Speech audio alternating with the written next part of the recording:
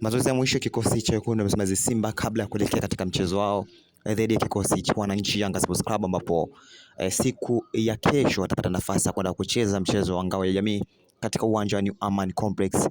pale visiwani Zanzibar. Na hapo ukienda kuangalia ni wachezaji ama silaha za Mwalimu Steven Baka kuelekea katika mchezo huo dhidi ya Yanga Sports Club zikijifua kabla kuelekea katika huo mchezo, ambao moja kwa moja tumeweza kwenda kuwaona hao wachezaji ama unaona wachezaji wakipasha kwa makini zaidi, lakini una muda mchache tangu waweza kutoka katika kilele cha siku ya Simba Sports Club, lakini wapo katika viunga vya New Amaan Complex Zanzibar kwa kuhakikisha kwa mambo yanakuwa vizuri zaidi. Lakini hayo ni miongoni mwa mambo ambayo Nasty Vito mama tukuletee